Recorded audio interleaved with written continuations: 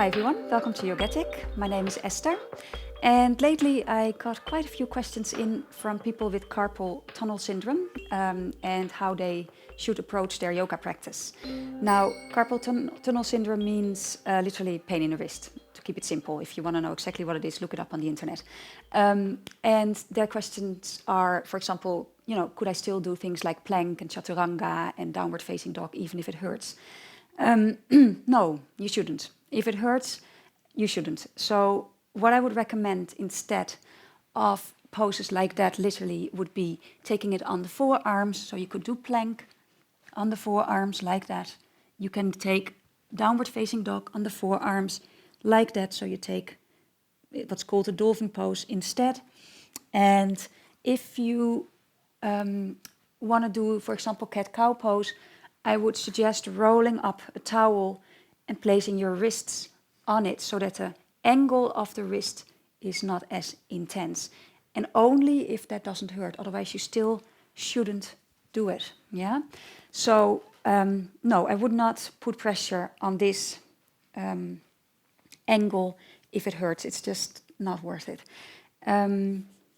If you feel you get stronger and you feel ready to put a little bit of pressure on it again, you want to really think about the center of the palms to suck that in. This is for everybody, not only when you've got carpal tunnel syndrome. So you're literally pulling up that area. It's like cupping it. You do have your hand flat. It's not that you're cupping it by placing your fingers that way, but you're just literally, when you're in it, you pull energy from the center of the palm up into your shoulders, and you always keep your shoulders on the back strongly. And that should help to not have so much weight going down the wrists. Another thing you can do is squeeze the forearms a bit. So you're starting up here and you walk your way down towards your wrist as if you want to squeeze something out of the wrist.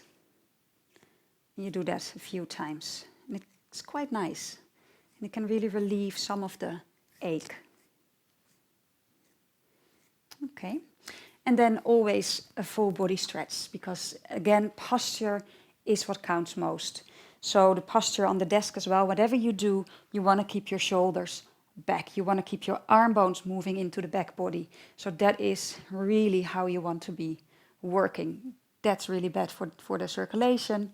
And shoulders on the back, arm bones back into the back body, and that's the way to go. Full stretch is the same thing. You keep that. And then you bring the arms up, reach up, pressing down through the feet, and interlacing the fingers, taking a full stretch up, and then just gently stretching out the side body a few times, and bring the arms back down. So there's a lot of things you can do to, most of all, keep the circulation in this part of the spine going. And any kind of shoulder stretches that you're familiar with, like cow face arms that way, or eagle arms where one elbow comes over the other and you hold the palms of the hands together, are really helpful as well. So the last thing I'd like to recommend to you is one of my previous videos, which is called Mobilize the Upper Back. I'll put a link down below in the description. Okay, hope I gave you some tips and this is of help to you. Thank you.